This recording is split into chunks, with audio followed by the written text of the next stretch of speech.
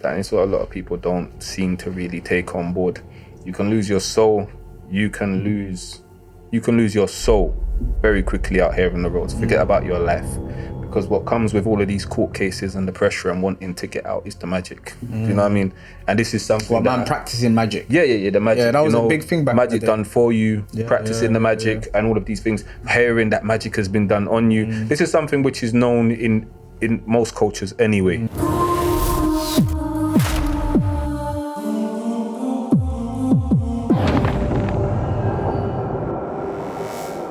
Bismillah. Jazakumullah khair for coming. Barakallah fi. Name is Ismaeel. Should we put a surname in there or we just leave it as Ismaeel? Anyhow you want. Say no more. So Ismaeel, Jazakumullah khair for coming, bro. I know you personally, obviously, but the some of the people that are watching this don't know you. So where are you from? Where are you based at the moment? And then we'll go into your background. Originally, I was born in Croydon. Okay. West Croydon Mayday Hospital. Grew up in Fortaneath. Okay. So I guess anywhere from Fortaneath, South Norwood, West Croydon, all around there. Anything that anyone, I guess, as an outsider would class as Croydon, I would say all of that is where I would call home, personally. Okay. And what's the family like? Brothers, sisters? Yeah, on my mum's side, I got one older brother, one younger brother. Dad's side, I've got a sister and 3 other brothers, all older. Okay. And background being what now? Jamaican. Okay. No. Okay. And from the young ages, you've never been back to Caribbean or Jamaica? Oh, yeah, I went back. You go back regularly, yeah? Nah, I went back when I was about 3. Okay. And then 11, I got kicked out of school. Okay. And then out of nowhere, we ended up going back. And I had to go school out there. Okay. And then I was going to end up having to stay out there. Okay. But when you went back there at 11, how long did you stay there for then? I was probably back there for less than 6 months. Okay. But everyone else was on holiday, going Duns River Falls, Negro Beach and stuff. But I was going to school every day. I had to get up and go to school with my cousin. So my mum let it be known after a week or 2 of being out there. It was like, you're staying out there. Yeah, but I was actually out there. Alhamdulillah, I was out there with my great granddad. That's who I was going to stay with. Okay. But he got sick. He wasn't dying, but he just wasn't in the best of health. And I think for me, the environment I was in, because we're from the country, so we was in Westmoreland. So being over there as well, I was just had so much freedom. I was up, down, you couldn't find me. Just playing out all the time. Yeah, I was in the hills. Yeah, I was just everywhere. And my mum was just like, you know what? She wasn't sure exactly how it would be when I'm gone, especially where this was like the most trusted family member to her. So that's her dad? That's her granddad. Okay. That was her granddad. So I got to see, the generations of it and everything. So I got to come back. I didn't want to come back, but alhamdulillah, That was 11 years old? No. Yeah, so I can resonate with that though, because you see, so sometimes over here we talk a lot about youth clubs and that's the solution. But like I said last time, sometimes youth club is a place where you meet more gangs. Yeah. It's a place where you meet more ideas. Similar to like being in prison. In prison, you might go in there as a thief, but you come out as a robber. Yeah, you might as well go in there as a stabber, you come out as a murderer. Like, you level up. Do you know what I'm trying to say to you? Whereas simultaneously, when I lived back home in Somalia, when I was raised there, that's how life was. Do you know what I'm trying to say? Like going out regularly, playing out, till late. There's everyone in the neighborhood knows your name. Yeah. There is no violence like that. There is no gang culture. There is none of that. Do you know what I'm trying to say? For sure. Until you come to the civilized West and you find that Jamaica like that? Was Jamaica, when you were there, 11, was it? He said he was in the countryside though, so I can...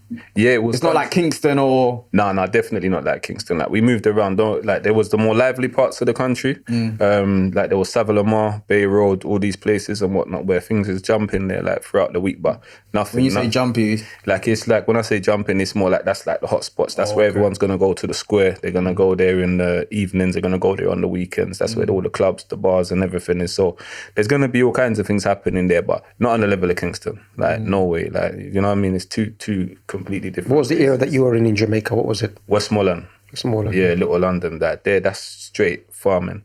Like, there was other elements there. Like I think Westmoreland is like known as the ganja capital of Jamaica, I guess. So that was just normal day to day, I guess. Ganja capital in the sense of just selling it. There, selling it, producing it, selling it, the quality of it, and all of these things. But back to what you're saying, I never saw none of my cousins, even the ones that may have been like 3-4 years older than me, smoke. when I was out there at all. The time, not even sneaky smoke, nothing like that. Like not one of my cousins, you know. And back from, I had the youth club influences and these things, so I wasn't gonna open my mouth and ask nobody like, where is it? But I was expecting to see it or hear it, or you know, like nah, not at all. Like my big cousins, big uncles, and that they'd be there having their little space where they'll be doing their thing. Didn't see the children smoking weed, People do swearing. say, in terms of like, you know, it's a very Christian country, Jamaica, and a lot of Christian, I'm talking about good values, whether respect for elders, respect for parents, respect for teachers, you know, respect for neighbors, people. That's kind of like there in a Jamaican culture because of, let's say, Christianity. Would you say that?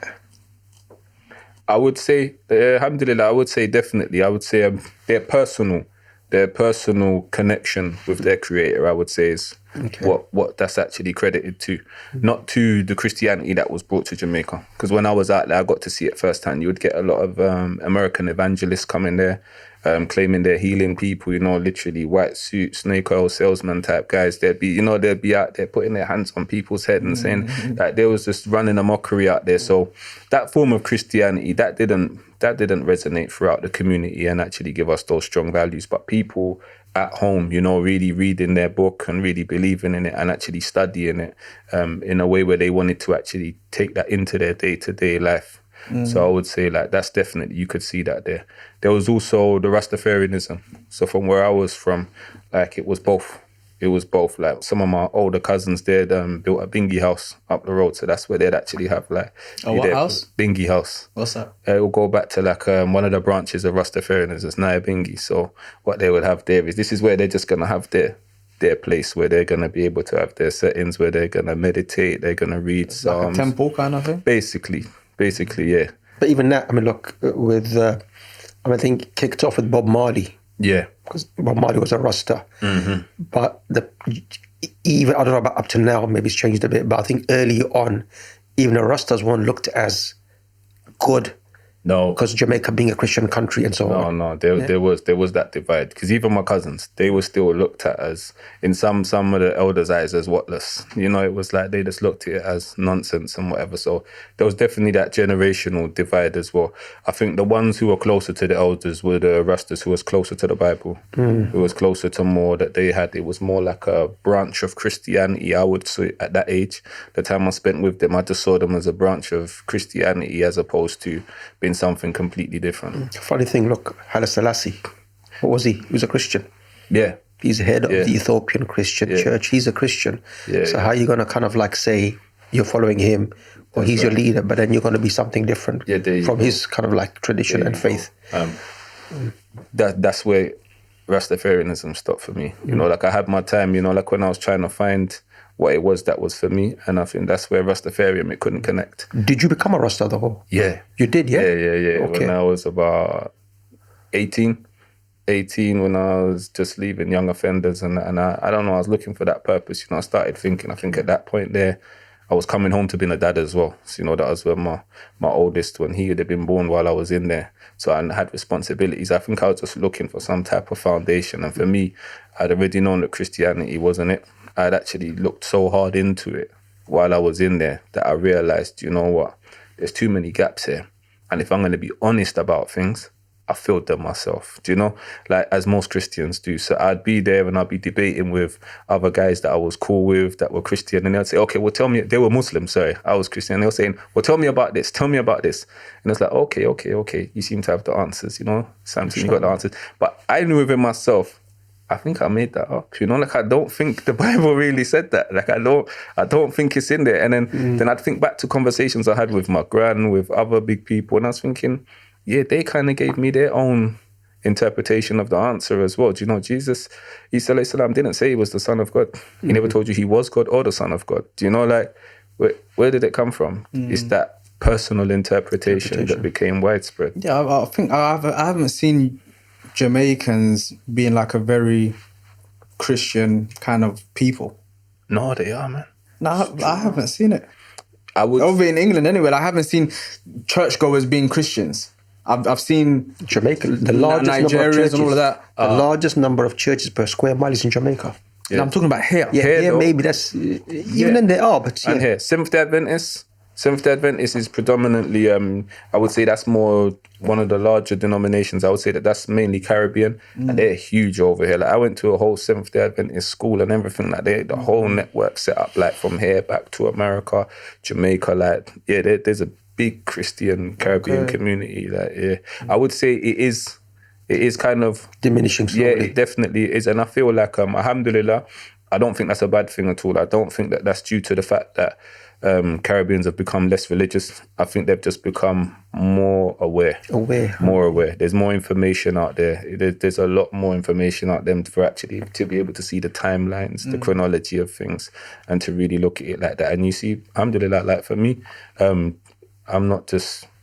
There's many more like me. Do you know what I mean? There's a lot of Caribbean reverts, and I feel like that's where it's actually... No, I've seen a lot of reverts. I'm not denying that. I've seen a lot of, obviously, even from prison days, you see a lot of, like, mashallah, mainly more Jamaican people turn to Islam than I would see from, say, Nigerians or Ghanaians. Like, the majority of people that become Muslim, especially in prison, are Jamaican background people. Yeah, for I'm just talking about living locally, whether it's Lucian, wherever. Yeah. I haven't seen the churchgoers being... I haven't seen it being Jamaicans. I've seen it mainly being Nigerians. And remember, there was a conscious movement, African Americans, Jamaicans, Caribbean, like a black conscious movement, looking back into history. And when you are looking back into history and you're conscious and you're researching and you're reading, eventually what's that going to do for you? You're going to come to the real source, which is Islam. 100%. So that led a lot of the brothers, from the Caribbean towards Islam and sisters towards Islam. But moving forward, so you come back, 11, you went there 6-7 months, you've come back to UK, back into Croydon? Yeah, back to Croydon, Fortineath. I think when we came back, I think I spent most of my time at that point because I was out of school. I think I came back and I spent most of the time at my grand's house. So between Selhurst and Fortineath. You didn't go into secondary education at that time, secondary school? No, I had just been thrown out of secondary before we went to Jamaica. Okay. So that was pretty much the reason why we had gone to Jamaica. Like I had a lot of suspensions before that as well. So I spent a lot of time out of the school. What was the school? Selhurst School? Was it Selhurst? No, it turned into Selhurst School. Before that, it was Ingram Boys. Okay. And the reputation had just gotten that bad that they had to change the name to Selhurst Boys. Okay. People laugh because they say, how could there be anything worse than Selhurst Boys? Like if you know, like then, but that's what it was before that. So prior to that, then obviously for you to be getting kicked out, prior to that, year 6s, year 5s, year 4s, was you problems then as well? There was definitely something. There was definitely something where I think the classroom setting wasn't for me. My first permanent exclusion from school, I was 5 years old. So I was born in July. So my first 5. Yeah, 5. So I went to school. My son's 4 years old, bro. Yeah. One of them, bro. Yeah. You can just about speak. Yeah, and I'm not gonna lie, system ain't perfect, but I can say in that school, because they knew it was the community school back then. So, my uncles had gone there. There was loads of us. I must have had about 6 to 8 cousins in there. So they knew the family well and whatnot. So they gave it a try. They really did give it a try, but it was a real short run. I remember at first what they said was that my mum has to come and collect me at lunchtime because I can't be in the playground with the other children for fighting. So they said, okay, mum has to come and collect me at lunchtime. So she had to take time off from her work and then ask my auntie to come and do it instead when mum had to go back to work. She'll come and get me at lunchtime, bring me home. They bring me back to the school to go to school. And then after that, I think they gave it a try with me being in the playground. But my mum had actually volunteered to come in. Back then, they used to say parents had to actually come into the school for something. Do you remember that? Yeah, for some of the children, they said your parents have to actually be in the school with you, throughout the school day. Okay. So my mum would let the children read to her. She started to run the reading corner. And one day, I don't know why, some guy came up to me, a child at that age, he came up to me and he said to me your mum's rubbish. I don't know why, children in it, they're going to say things.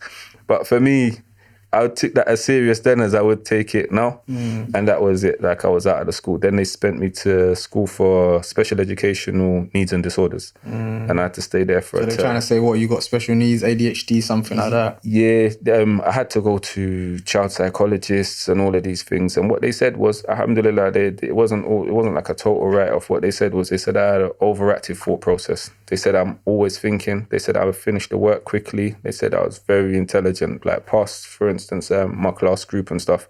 They said, but the problem is that after I would actually finish my work, I'd go and talk to the other children. You know, they said, finish your work and then you can talk. I'm finished first, so I'm talking. I don't know what you finished. I know you're talking to me. I'm talking back to you. So their thing is this disruption. And then after that as well was the fighting as well. Alhamdulillah, I was strong back then. Alhamdulillah. So it was like if I got into a fight with some of the other children in my class or in my year, it was different from when they used to fight each other. And that was one of the things the school put forward. They said, look, he's too strong. He said he's too strong. They said, like, it's dangerous. They said it's dangerous. And things had happened, you know? Yeah. And then they'd turn around and parents complained. So they said, okay, look, go over there. They said he might like it there. It'll be more interactive. He'll get to do different things there. Yeah. And I went home and I said to Mama, we didn't read. We didn't read one thing today. We painted our face. We played with this big kite thing. We was doing a Mexican wave. We played football for the whole day. And that was me for a time. Yeah, my mum really got me out of there. Like, they said, look, he's doing so well here. He might as well stay here. There was only 3 of us in the classroom with 2 teachers. Yeah. Four of us with 2. So basically not doing anything? Nothing. Just child minding. That was it. See, for them, it's just like it's a easy solution. Yeah, literally. Get him out of here. Literally. But, he's not going to learn here. Yeah. But, okay, it's like child minding, quick fix, but it's not really resolving the issue. There was no solution. Yeah, that didn't do anything. Plus, for you, like, sometimes, like, I think Abdul Latif mentions, education is not for everyone, especially the age structure. So, okay, for a normal 5-year-old, maybe that was fine. Yeah. Your level might be 7-year-old, 8-year-old. Yeah. So you need something, what's the word, more stimulating or a higher level of colour. And the problem with obviously in the West as well, they don't do different age groups. No. Whereas in other countries, they do. So, for example, even right now, my daughter, she's in school over in Egypt. And the year she was doing all right. And then the teacher said, look, she's becoming a bit disruptful. We're going to put her up to another year. Yeah. And the reason was when we went to speak to her, my wife went to speak to her, she said, look, she's already finished the class lessons. Yeah. She passes the Quran or whatever she has to do. Then what she does is she starts to play around. Naturally. But as a child, you think, I've finished my work. I'm going to play. You understand? For sure. So as soon as they moved her up to the other class with bigger girls, now she's behaving herself. Why? Because she's around bigger people. Yeah. 1, they're bigger than her in size anyway. Yeah. And 2, they're more intelligent than her. It's a new... more ability-based rather than your age-based. Of course. And that's what they should be doing. They should be putting you in ability-based lessons rather than your age. Because someone could be smarter than another family could be a family that just reads. If that family reads all the time, studies all the time, and then they go into a school where hardly anyone reads, why am I going to be in a class where hardly no one reads when my son or daughter reads a lot? 100%. So I think probably that's where a lot of people fell. It's a very rigid structure unless unless you have the ability to step outside of it, fund your children's education here. Then obviously, it is problematic in that sense. Like Allah knows best. Like that age there, at the age of 5 to 6, I could have gone to secondary school at that age, and it wasn't even like to say a testament to how clever I was. It was just because the system is pretty slow. Do you know what I mean? It's pretty slow. It takes up a lot of time for some pretty basic things in a sense. Do you know what I mean? So, was you learning at home? Exactly, as I was about to say. So back to even the Christianity, we used to read from, the Old English King James Bible. So if I was reading, that was the only Bible to read from in the house. And with my gran, staying with her, it was all day, every day, every night. When we leave the house to go out somewhere, going out is going to the church. Do you know, like, so that was it. And it was always reading Old English King James. And it was one of those things that are easily transferable. From when you could read Old English King James, it made reading newspapers, magazines, books. It was just, do you know what I mean? That was like so easy to do. Well, then, man, they're still probably reading like basic baby books. You're there reading big books. Yeah, literally. Cool. So at 5 years old, you fully kicked out. Yeah. Gone to this centre. What is it? Centre is called, yeah? It wasn't for that age, it would, but it would have been, I guess, to adults. Centre usually from year 7. Yeah, secondary, yeah. So this one was more like, I'd call it, it's just basically, I call it what it is, probably special needs school, night school. Still to today, send school and special educational needs and disorders, And in that situation, you saying your mum, where's father in this whole picture? He weren't about. He wasn't. To be honest with you, for me, we know each other. Do you know what I mean? Like, he's local enough to me. He's from Lambeth. So it's like he was never far, but at the same time, he was never present like that. It's like if I cross paths with him, when I get a bit older and I jump on the bus, I go over, I knock his door.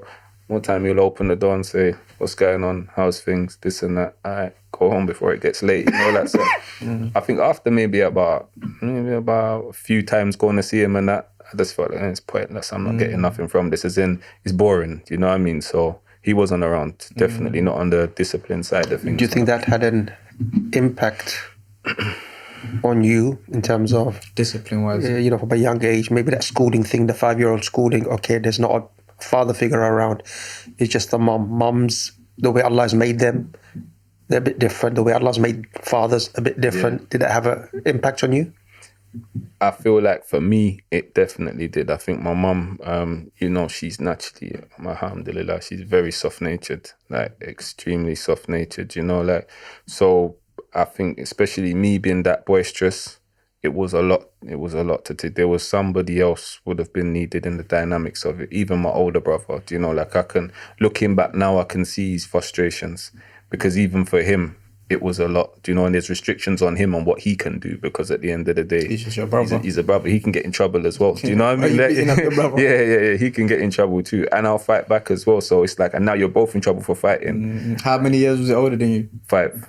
Okay. 5 years older, so he wasn't really old enough to completely big brother me, but I'd say it was a complicated one for him. Makes me think sometimes, you know, akhi, look, I don't know, sometimes maybe harsh on the fathers, but you know, their lack of involvement has a very big negative impact on youngsters. Not even just boys and girls, even the girls need dads and stuff. But sometimes, you know, what I'm saying is, I was watching this Central 5 documentary. Yeah. Central Park 5. Yeah. 4 African American kids, one being a Muslim, Yusuf Salam, and one he's Hispanic. But the system, the way it failed them. It's on Netflix. Very important to watch, because it shows you how corrupt the system was for these guys to go through the wrong that they went through. Yeah. But you know, take that from America and bring it here, and a lot of young, let's say, you know, the way the family structure is established, or lack of it, is to break families apart. Oh yeah. No. I'll give you a scenario. So I was with some imams, and we're discussing about prevent. Prevent is like something that the government, the Home Office was pushing. I heard of it. Yeah, and they were encouraging Muslims to take part of it, or mosques. No. Yeah, and any Muslim kid deemed to be, let's say, having, not even extreme, making mistakes. There was a kid who said, look, you know what, drew a cucumber and a knife. Yeah. And so who's the, you know, a knife with a person, like maybe reception class or year 1. Yeah. That's my dad. So what's this picture about? Cook a bomb. He's trying to say it's a cucumber. My dad's trying to cut a salad or something. Referred to prevent. So I'm telling these imams, I said, look, you know what? Do you understand? Do you see what's happening? They're taking kids away. That's a system to break down the Muslim family. No, yeah, but they've done it to the black community. The black community before, 100%. And a lot of Muslims who, let's say, not coming from, let's say, the black, when I say black here, and I'm referring more to the Afro-Caribbean community, they couldn't, you know, why is this happening? Why is there a breakdown in the Caribbean families? It was systematic. 100%. And then you see negative impacts and results in society. For me, growing and knowing my culture and knowing my people, and I like to look back in the history of it to really know, like, especially if I'm looking back in the Caribbean sense of it before even, you know, the Pan-African side of things. With that, it's a thing where I'll look and I'll say to myself, do you know what? I can see it. I can see where it's like that could only be present to break things down. You know, like, for instance, with my dad, other dads like that. To me, it was just straight normal. Because I was the same as most of the guys that I was around as well. Do you know what I mean? It was just a norm. It wasn't anything to be upset about. The only time I ever heard anybody upset about it was on television. It was normal, but there was no stigma attached. Yeah. Like now, you know, as a brother, it's like, okay, how's the family? Because you wouldn't tell them and say, boy, I don't even know what I'm going for them. You know, like she had no one, like, you know, like, that's not it. Like, it can't work like that. You know what I mean? Like, your brothers will actually feel a way to be around you if they don't actually advise you and you're not taking it. Do you know what I mean? So it's like, but there was no stigma. And that's a crucial thing, Akhi. We've got to be, what's the word I'm looking for? Break the cycle. Yeah. We've got to break that cycle. 100%. The next generation and the generation after that can't go through what maybe certain brothers have been through. No, definitely. Yeah. Definitely. I think, and that there was a big motivation for me in fatherhood as well. Like, you know, like, and I got to see, like, firsthand, like, whoa, like, this is really how it's like, you can't just be here. You can't just live here. That there's a whole leap more to this that you got to do. You literally got to be prepared at any given moment to put everything of yours on hold. I remember something Malcolm X said. You know, he said, "It's very easy to have kids, but it's not easy to be a father." No, it's not easy. Yeah, fatherhood, that's something different. But yeah, I can have kids here and there, but am I really a father? That requires, like effort and stuff. No, that's true. Yeah. I don't know where I read or saw, but there was this conversation about, and it might trigger some women, but it was talking about men. What's better? Not what's better, but in a sense, if a woman looked after a child by herself and if a man looked after a child by himself, which one would come out more, let's just say, better? And they said the man looking after the child by himself is much more better for the family than a woman looking after the child by herself.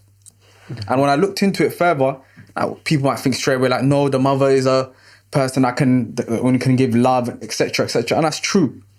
But something that the dad brings that the mum necessarily can't really bring is discipline. Yeah. And discipline, yes, of course, we all need love. But when you talk about mum, it's as if the father has no love. Sometimes when we look at fathers, we think like father has no love. Would you have a daughter and a son? Yeah, I've got both. Yeah, you got both. So, of course, you treat them different, but you love both of them, right?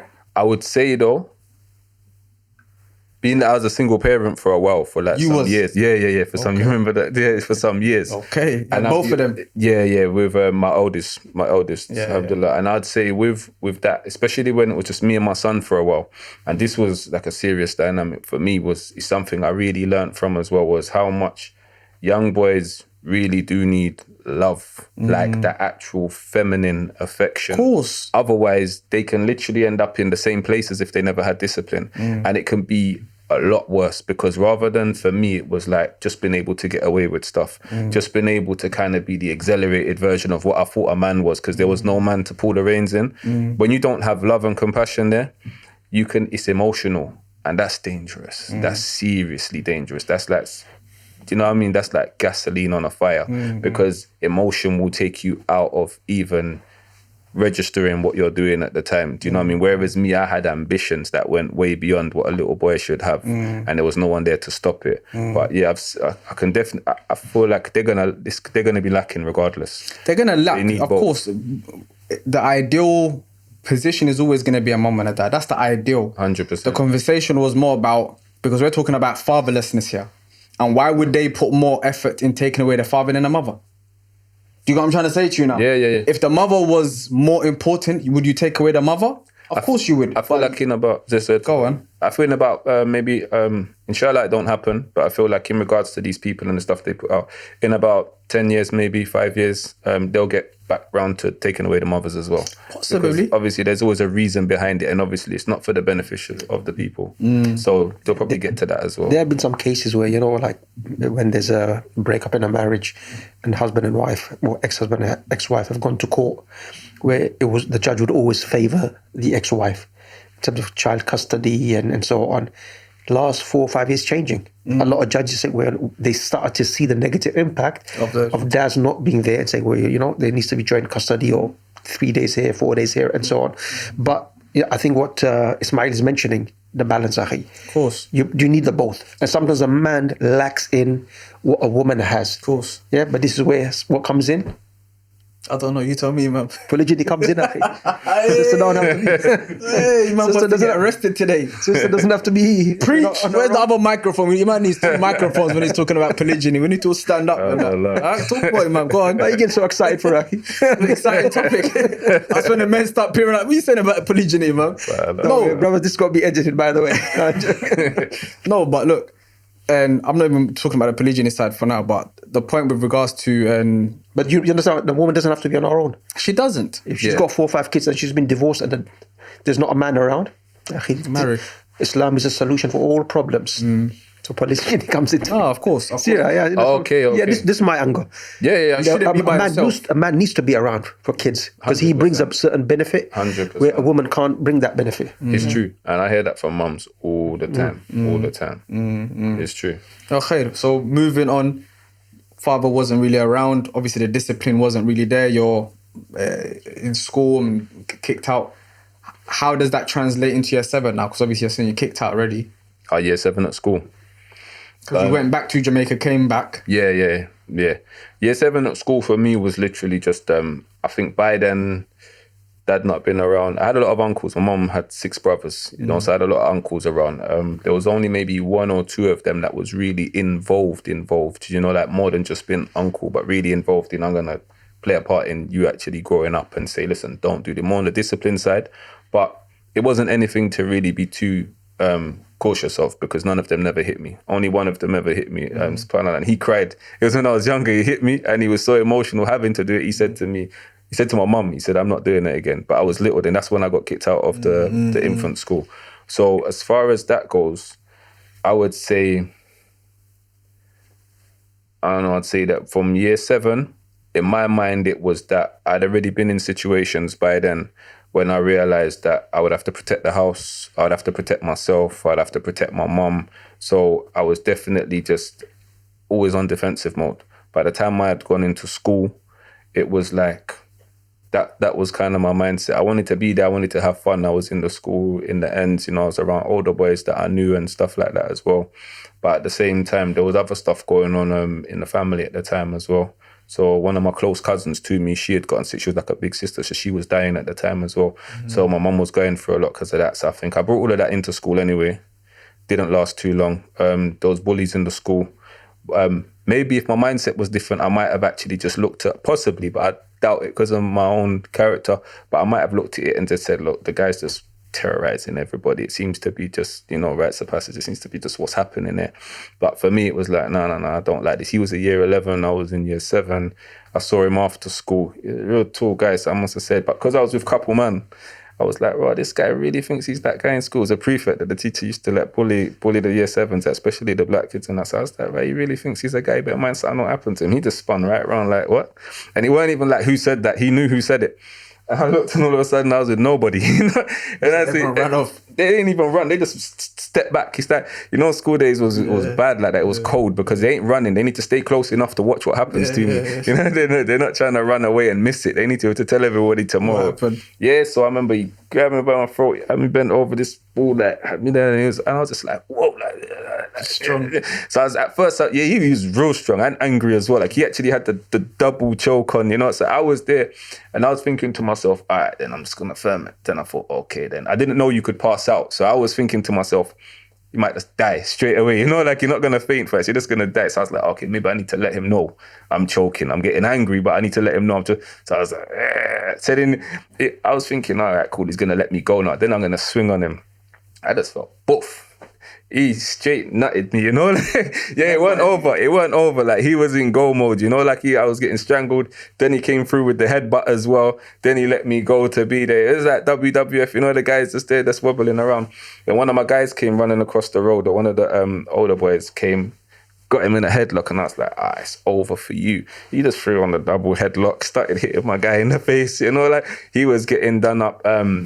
After that, the end result is that in that moment, he'd ended up getting hit in his head with a brick, and then he was split. And then what had happened after that was I had got to get suspended, and then the police was supposed to get involved. Turned out he was a police officer's son, so, you know, they really wanted to be involved. White brother? Yeah, white guy, yeah. And he had a little brother who came he was in the year above me, but I didn't notice. He got to the year 9 and just started terrorizing. It was like a tradition. I think there was a lot of police officers' children in the school, and it makes sense because my headmaster, he was something like in the police before as well. So it was like there was like generations of something going on there that we just didn't understand what was actually happening. It's like we was just there like camouflage, you know. It's like just training, like just go out there and just build yourself, just kick them around a bit and just learn how to deal. It was a boys' school. Yeah, all boys' school, and it used to be something like a ball stool, so it still had that carrying over as well. So I was kind of marked from there. When I finally got excluded from school, I had like 1 and 2 other incidents, you know, like a boys' school, innit? So this is what you do. But the incident that got me kicked out of there was just nonsense anyway. I come out of school, I was with 2 of my friends. By then I think I'd just about to touch year 8.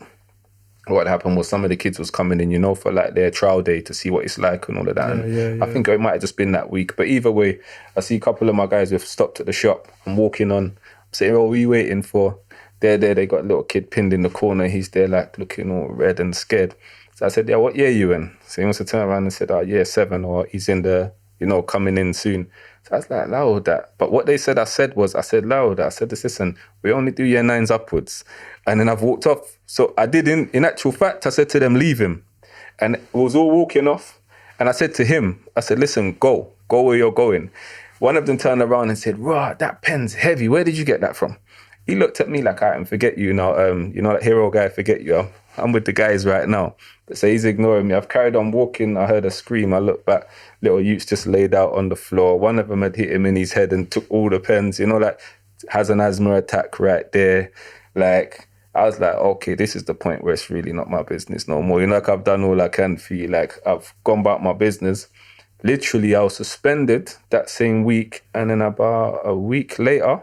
For that, you were suspended? I was suspended for that. So I didn't really take that as nothing. I thought, okay, then regardless of what I was doing, I'm not going to tell them I was trying to help him. That I'd be telling. And on top of that, he just had an asthma attack. He might not remember who was helping him. But the crazy thing was that about a week later, about maybe 6, 7 CIDs came, 7 o'clock in the morning, like they were really coming for a real criminal, came, arrested me early morning. That your first arrest? Nah, the first time I ever actually got arrested, I was 7. I don't know if that was legal. I don't understand how. That was at Croydon police station. I was in the cell and they processed me. Man said 7 years old. 6 hours I was in there. They processed me like I was a grown person. This is worse than Ghost. I know. This is 7 years old. Straight nonsense. I don't get it. Like, I don't. So they took me there to the station and that. And then when I was in the interview, they gave you a mug picture. Yeah, everything. You know what? Saying that though, when I was arrested at 7, they didn't do that. Yeah. So they were just taking liberties. Really. Like when I went back this time, they did the whole thing. So I was there, went through the interview and that. And then in the interview, they just said to me, look, they said, yeah, so you was there, this and that, and he describes you because he said the guy with the what was it? He said the guy with the night tick in the back of his head. He said he was the one that had actually said, don't do that to him. He's only year 7 in it. Let's go find some older, something silly like that. So I turned to him and I said, I didn't say that. I said, well, if I said that, I'd be a witness then. I'm not stupid. And then they turned around and said, okay, well, are you a witness? I said, no, I'm not a witness either because I didn't say that. And they're like, all right, then cool, go to trial at the youth court. So I literally had to go to trial at the youth court and everything for it. And then by the second day of the trial... Well, let me push you back. Why not just say you was that guy and I have nothing to do with this? That I was... You was the night kid. Oh, because then I'd actually have to be saying that, yeah, my friends did. But then you get the other guys into trouble. They wanted you to be a witness. Yeah. And I was like, I ain't doing that. Like, I wasn't there. It didn't happen because I know what you do have seems like a load of rubbish. This has happened to me a couple times. What were you doing back in the day, man? You like snitching, yeah? It's coming out today, man. I've always been a civilian, bro. Always been a civilian, Akhi. I was my twin, whoever you heard of, bro. Akhi, tell the truth at all costs. I'm talking to the camera. So I didn't tell them nothing. I had to go. But then the 2 boys who actually did it, their families started to really fall out because one was blaming the other more than the other. And then one of them just went forward and he just held his hands up to everything. So then our thing just got thrown up. But they said, I still can't come back to the school because the boy turned out to be one of the governors of the school's sons. I was always messing with the wrong people. But on this occasion, you thought they would have turned around and said, I believe that if what had happened, Allah knows best, hadn't happened with the other guy, that they might have turned around and said, do you know, this isn't what we thought it was. We ain't going to give him a medal or anything, but, don't exclude him. But I think it was just that they already see me as a cause for concern anyway. Plus, when you were 7, that's already probably marked. Yeah, my in the system. Reports, the special education. Yeah. There was a lot of stuff. I'd been to a lot of primary schools. I'd probably been to about 4 to 5 primary schools before going to that secondary as well. So it was the usual stuff. So my thing at primary school was that the procedure is that I can come out day to day, but I'm not allowed in the playgrounds. Like I had to, for the years I was in primary school, I just had to stay inside of the building at break time. That messed up my social skills. That really, that was really bad. Really bad. Yeah. Nothing like, I think you often ask this question. It's like, a lot of the brothers who sometimes get into situations, they're actually defending someone, or they are kind of like targeting a bully who's bullying others. Yeah. And I think you was a victim yourself once, and then now you don't want to be a victim again. Yeah. So you now become the bullied. You was bullied, and you become the bully. happens as well. Like, you know, all respect to him, because, you know, he really did, you know, regardless of our differences and that, he really did, in his own way, attempt to stand up for me on a lot of different occasions. But I saw my older brother go through it. I saw my older brother. I saw him trying to find his way, going college, trying to just be a good youth, you know, like trying to do his thing. And because he never had an older brother, you know, with me, I'm not unawares of the fact that even though he wasn't maybe a certain type of way, people would assume it just because he's older. Do you know what I mean? So that would give me a little bit of an avenue. Do you know what I mean? But for him, because there was nobody, it was like being an only child. So it was like, if there was bad boys in the area, there's no reason why they're not going to trouble you. Unless you're with them, unless you're on that too, there's no reason not to. And you punch one man, you're going to have 10 man stamping you out. You know, like, so everyone made their calculated decisions back then. So for me, I would see times when he felt uncomfortable. He'd be right in the middle of feeling happy and he wants to go somewhere, and then he'd go down the road and come back and he'd be like, "Right, so-and-so's down there, you don't go out either." And to me, I just felt angry. I didn't, even when we was at school together though, like when I used to cross over into where he was, I used to argue with his teachers if I heard them talking to him away or whatever. So I was always protective, but outside, socially, that used to get me angry. Do you know what I mean? For me, that used to get me angry. And my thing was that this can't continue. Do you know what I mean? So I carried that everywhere I went after that. So and with him, he never got onto the roads or any issues like that?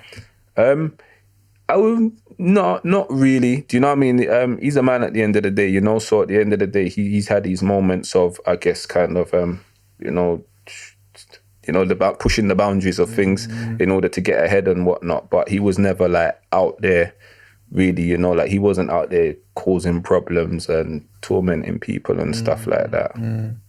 Cool. So moving, obviously slightly forward, you're kicked out of school. What's happening now then? So you're suspended now, right? But as I say, permanently excluded now. No school. That's it. There's no school for me. And this is year 8? Year 8. Year 9? Yeah.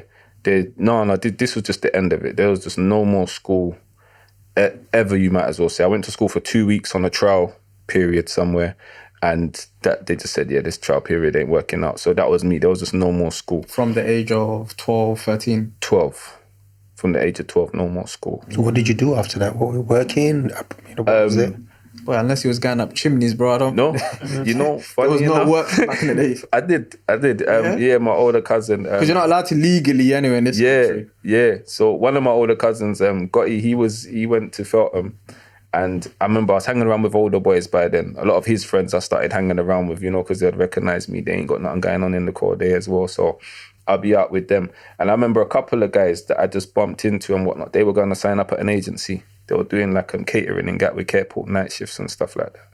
And I was there and I was watching them sign up and I was like, I felt like I was their age. I was like, how can I not? And then what I'd done was, someone said to me, just make up a national insurance number, you'll be cool, you'll be all right. So I done it and I got the job. I was little, when I used to put the hairnet on, they used to think I was a girl. So it's creepy duns, you know, they were like,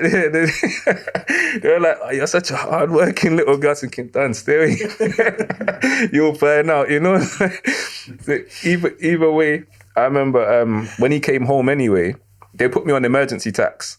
So basically I worked 12-hour shift and I would end up getting paid about £16, maybe £12. It was just stupid, you know. I was getting, because I made up the national insurance number. Of course, they took the max tax brackets. Yes, I used to visit him almost every day outside of work with his dad and that.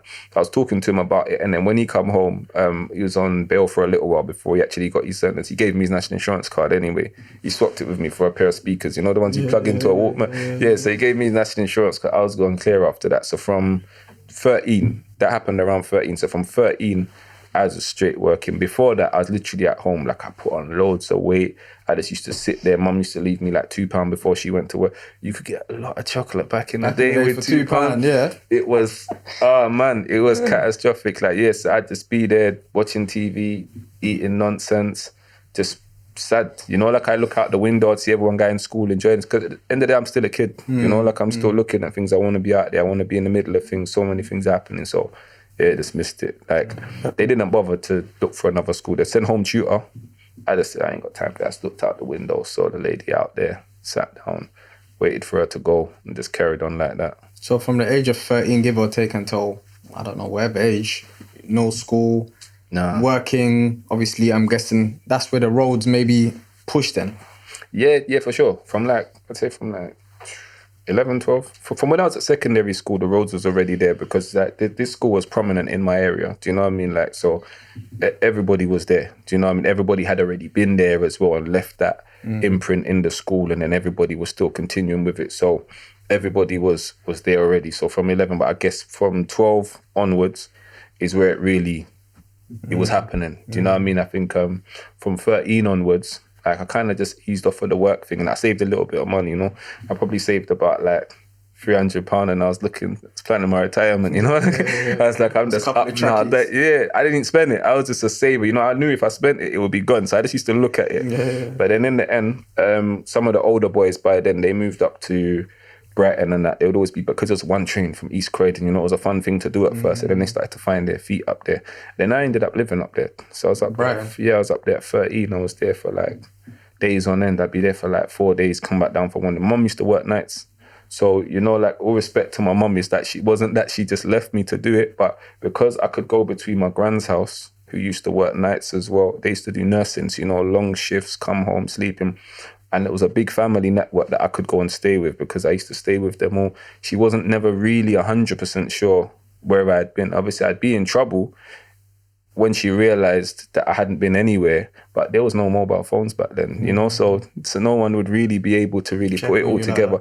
And by the time she found out, it was time for her to go back to work again anyway. Do you know what I mean? So I was just, So when you say, okay, Brighton, my assumption is now, okay, the countryside, county lines. It was. Was it a drug kind of thing that you were involved? No, that was way before, but you know, it wouldn't be before just, but that predates anyone from my era going up there for that, from what, to my knowledge. Like this is post offices, travel agents, banks, this type of things. I weren't involved in that. For me, I was still, like I said, very much a child in a way as well. Apart from my aggression, apart from me getting angry and acting that out, my mind was still childlike. I could have mature conversations with you, but the things I wanted to do. So these guys would be up there planning what's next and stuff like this. So you're just around them while they're doing stuff. Is that what it is, or? It was, they had girlfriends up there, and I'd, you know, in a way that would be my space. They thought I was the baby of the bunch, you know, like their girlfriends would be there telling me their problems, saying, oh, he's done this and this and that. And I'd be like, hey, man, you know, I'm going to talk to him. And I'd actually believe it as well, you know, I'd be looking at him like, hey, man, like, you got to be kind, you know, because I don't have no experience in these things by now, you know, like, so, but I'd get a little change from them or whatever, and I'd just go down to the bottom of we'd walk all the way down from the estates. I take myself to the pier. So it's kind of like I was just giving myself the childhood that I wasn't really felt like I was having back there. So I'd just go down to the pier, I'd be there walking around, I'd meet other young people, you know, this and that. So then I started to come back and bring some of my guys that was more my age group and say, listen, I know the route, it's all good, you know, like, and we used to be up there, but we never had the flat these times. So now the older boys, they're all in jail now anyway, you know, so I'm up there, we never had the flat, but we actually learned where we can camp out, where we can stay, then got to stuff like stealing cars to be able to get home and stuff like that as well. Then staying on the train. So the train that bounces back between East Croydon and East Croydon and Gatwick was 24 hours. So we literally live on that train, back and forth. Sometimes I'd stop the train and say, get off.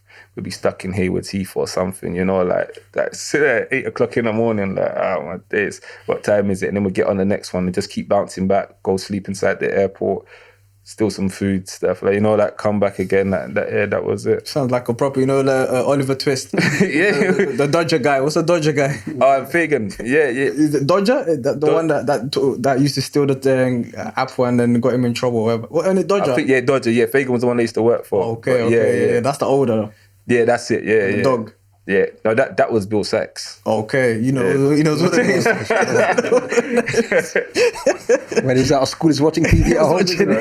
So when it seems like that, innit? You're literally just living a life with no parents, no nothing. Even though, of course, like you said, your mum is, to the best of her ability, she's trying. She was trying, but she's just one person, and she has to work and put food on the table. And she had a lot of health issues as well. I had a lot of health issues. She like it was a rocky road with me. Do you know what I mean?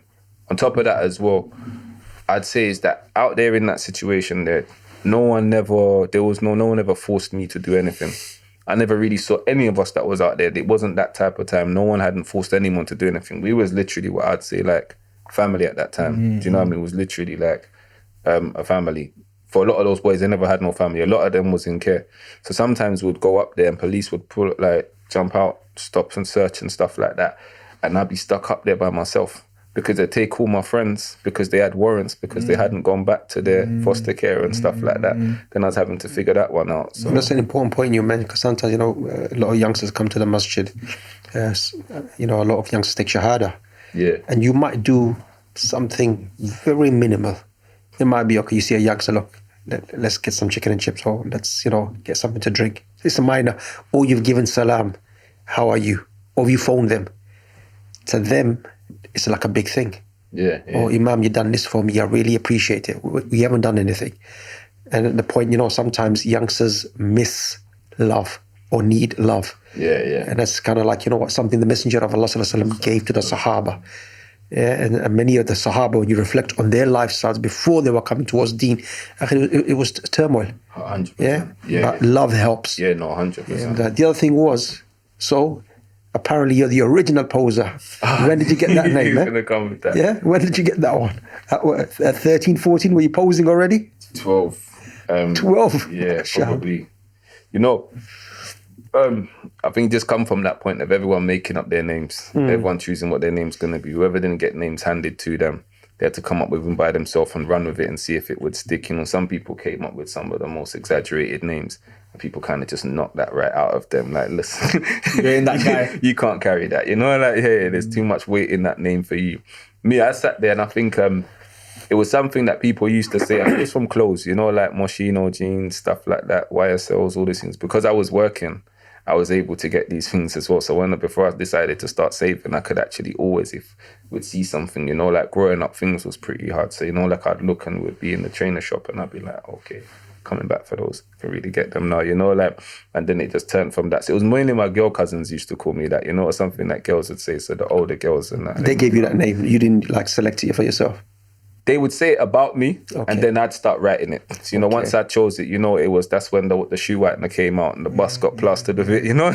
Everywhere I went, it was boom, boom, boom, boom. The graffiti days. Yeah, you know, it was one of those things when you're coming back from somewhere and it's like, yo, you see all the man them's name on the wall. It's like, okay, they put me up there. Like, I'm certified, you know, like, yeah. They didn't leave me out, you know, like one crew will put up this and this and I say, yeah, big up. They'll put that crew there and your name's in there as well. It's etched in the window. Yeah, that nonsense. So yeah, that's where it came from. But just carried on. Funny thing, when you mentioned you went into prison, so we'll come to that.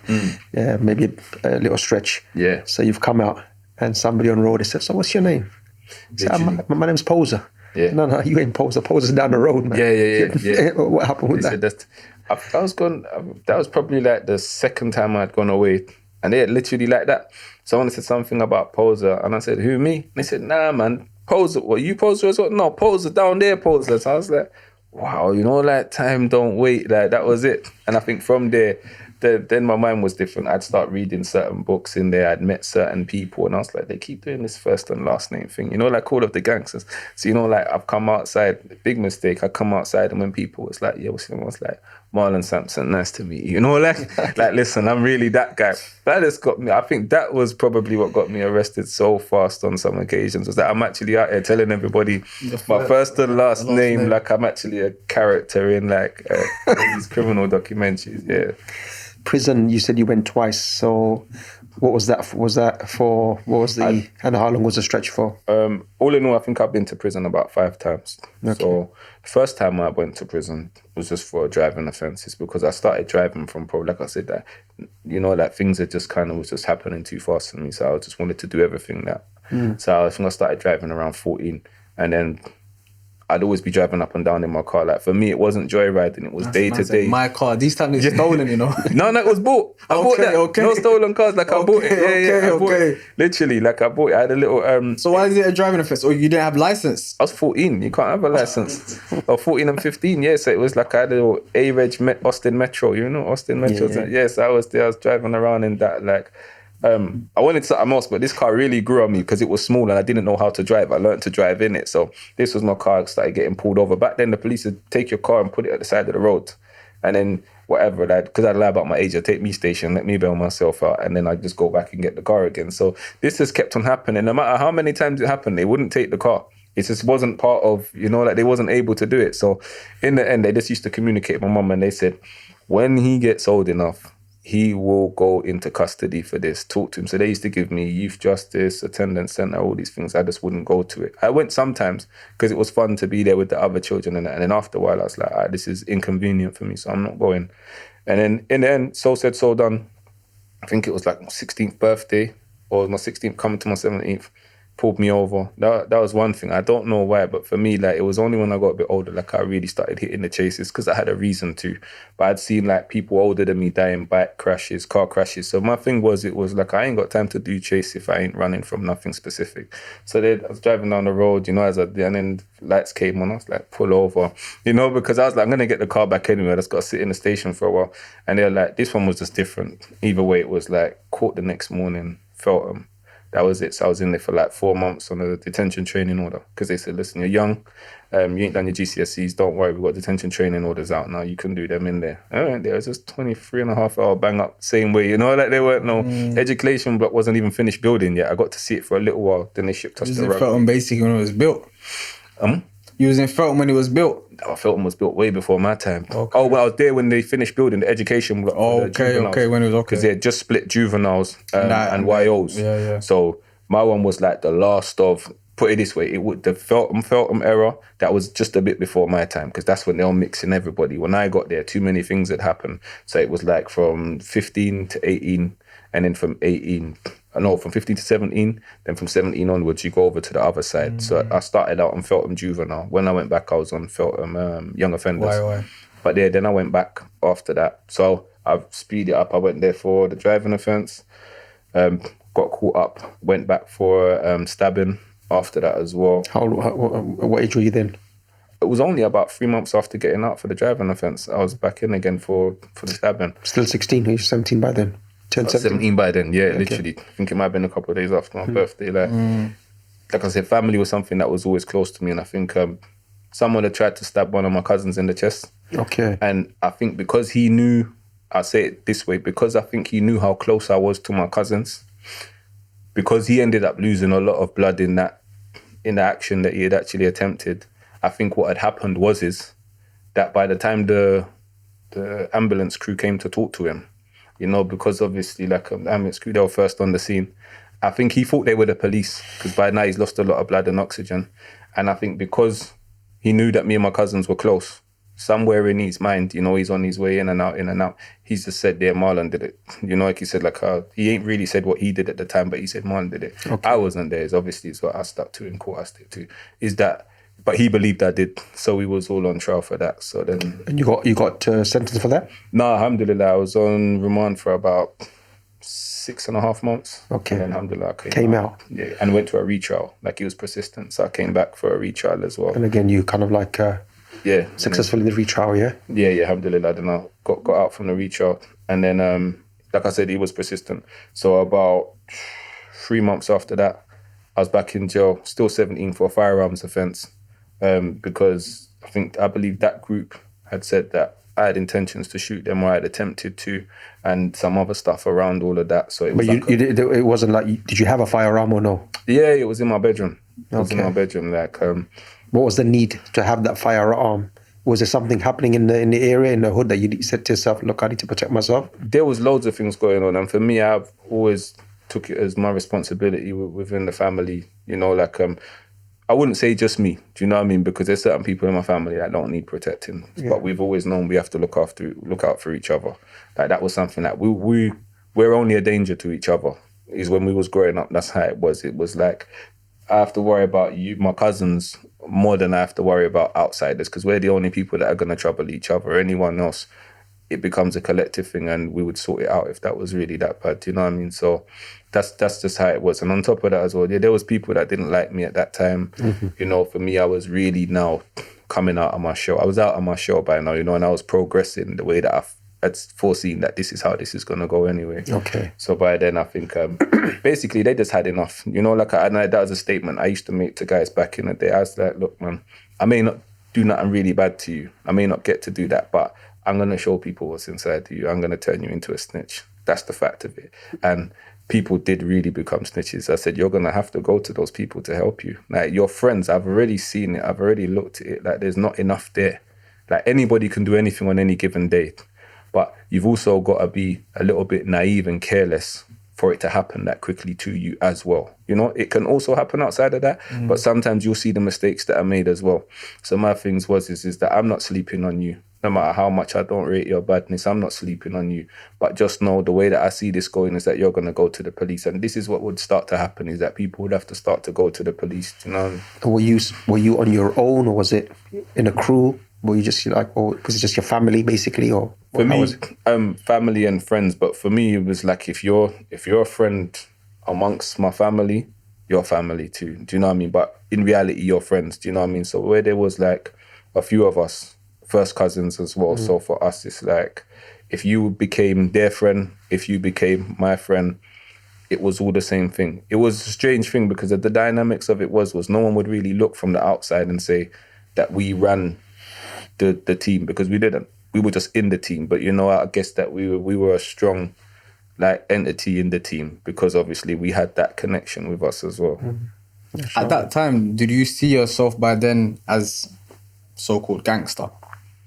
Never, till now, like never. Like for me, I passed the exam to go to, you know, Wilson Grammar School and these things. Like, it was like Dulwich College, but it was like the other version. Dulwich College saw my school report and said, no, don't even come and sit the entry test. My mum had it. No matter what I was doing outside, I always believe, I'm not sure when it's going to happen, but one day I'm going to wake up as a barrister. That's what I did.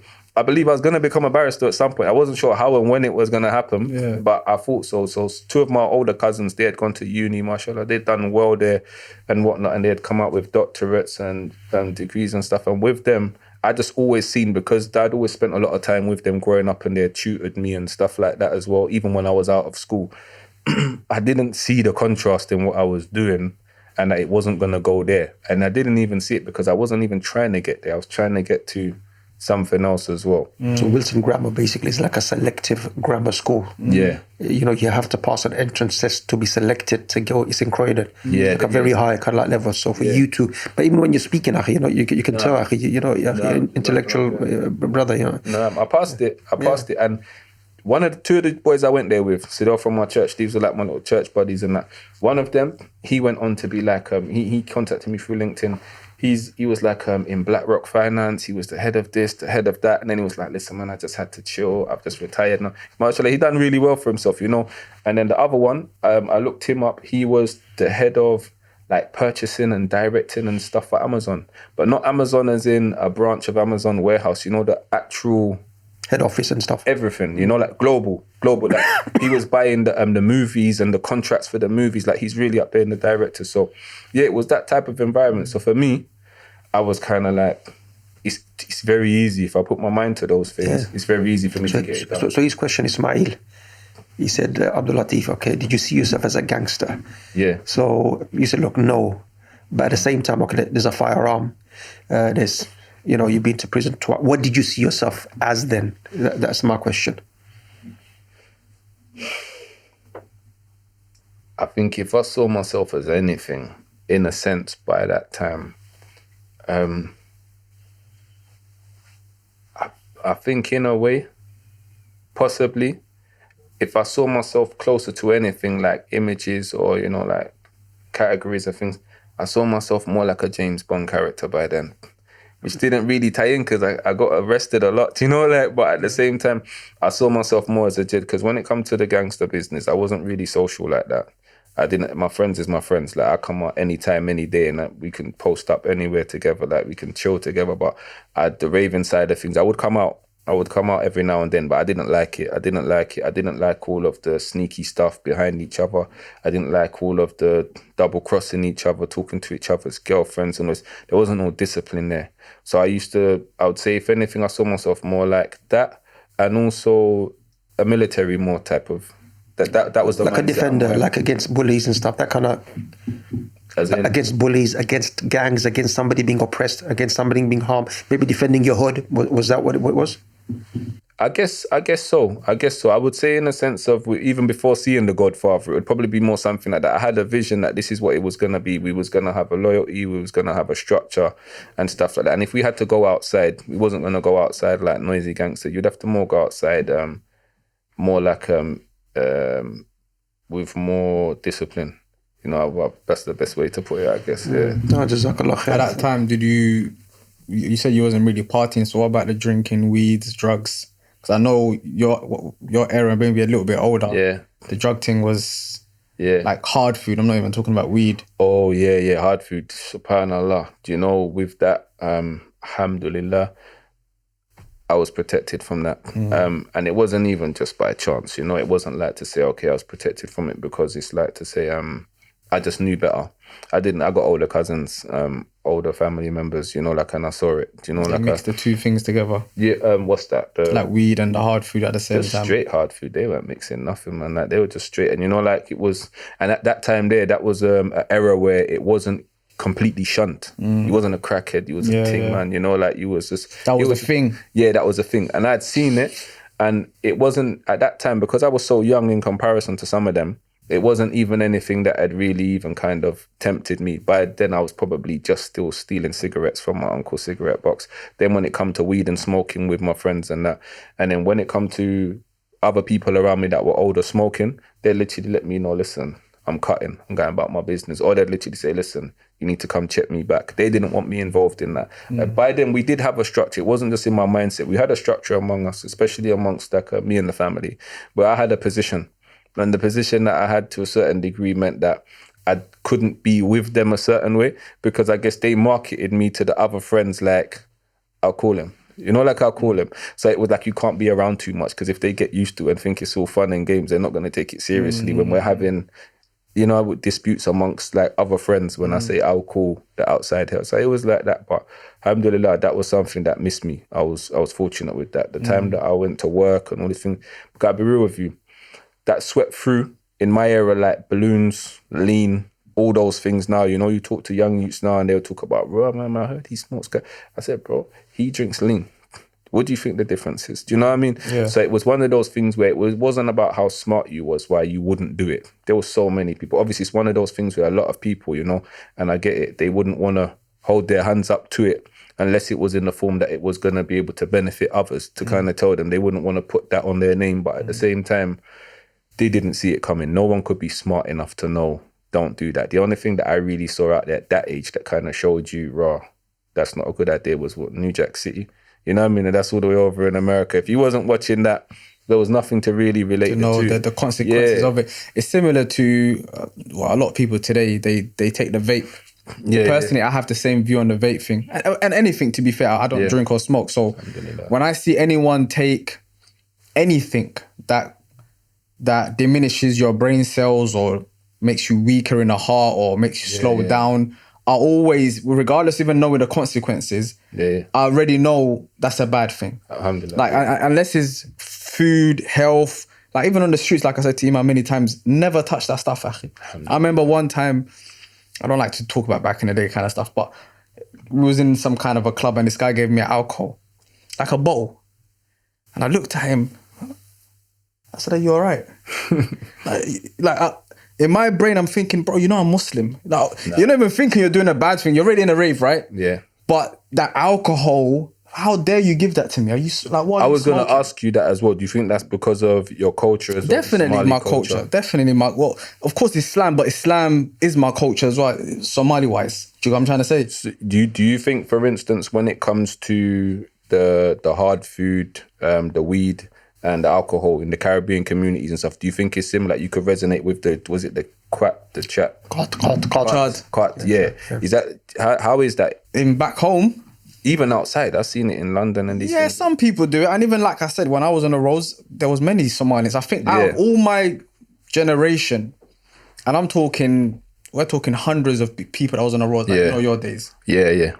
I think about 5 of us, if I put 2 numbers to it, didn't smoke, drink, touch, child, or anything. Yeah. The majority of everyone around us was either smoking weed, they drank, they took something, They was all messed up. Even from the Somalis. Somalis, man. We alcoholics. Alcoholics. Lots of Somalis in my generation was alcoholics.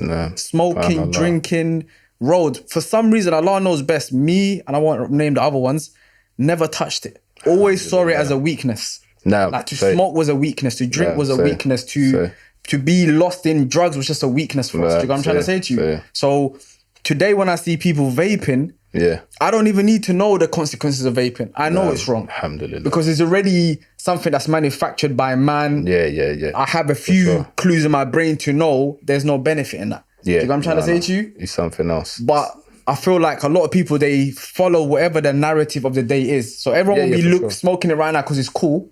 But then 10 years goes past and we find out, oh, you actually, you know what, vaping melts your liver or it melts your neck. Then everyone's like, oh, if you're smoking it, you're a weirdo. Because now you find out the consequences. But in the beginning, had you been your own leader, your own person, in your own lane, you would have been like, no, I don't touch that stuff anyway. I think we're now in that time as well, subhanAllah, where, again, it's kind of like that live fast, take risks, gets you like momentary clout as well. So someone, you know, like when the Don's days drinking... name 5 red cups and stuff like that. You know, like it's like he knows. He's not even at that point no more where you don't know what go on. You know, your favorite rapper's dead. You know, like, and all of these things, like you know what it is, but at the same time, it kind of just adds to the persona. The facade that you're creating of yourself. And then obviously what comes with it is the addiction as well. So for me, you know, even like in talking about the alcohol, remember my uncle, the one I used to live with over in Deptford and that, he pretty much raised me as well. He was really like a prominent part in raising, but he was an alcoholic before I was even born. Do you know what I mean? Like he wasn't, he would still do his day to day, but the alcohol plus other stuff he had been through, no hard drugs, just alcohol with him, that really changed him from the person he was. So when I was younger, I always used to think one day I'm gonna get to see it. I didn't need to see it because I loved him regardless. Do you know what I mean? Like, so, but I used to see pictures of him and everyone was talking like he was the one who set the foundation for our family in England, you know, to a certain point, do you know what I mean? And then it carried on and so on. But I really looked at that and I said to myself, do you know, like for me, I always had a negative, do you know what I mean, connection with alcohol. Because you saw the consequences of it. Jazakallah Ismaeel, moving forward, so Islam, when did you first encounter Islam, Muslims? What made you be interested in Islam? When did you take Shahada? You know, and let's start with that, inshallah. Because I think early, I met you early, but you're already a Muslim. You were young, so I was out. I wasn't even in prison. I was out. 1 and 2 of my little cousins had become Muslim. I wasn't too interested in it. I met a lot of Muslims in prison. In YY. It wasn't a prominent thing then. It was literally like the Muslims I met then was because they was Somali, because they were Moroccan. The only Muslim brother that I remember then who was the only Muslim brother Riva I knew since where is Zubair. Zubair, mashallah, Zubair. From Peckham. Okay. Zubair. So I've known Zubair from YOY days. Me and him, we spent so much time in... He must have been a Riva from then, yeah? Yeah. Mashallah. And me and him, we've been in YOY since then together, you know, like it was like we grew up in there together to a point. So I guess when I just left him, when I was coming out, when I was growing my dreads and that, I was like still looking at what there was out there. And when it comes to spirituality and these things, there was many aspects of it that I was exposed to. So for instance, when it came to the firearms cases, the violence and all of these things, also what comes with that, and it's what a lot of people don't seem to really take on board.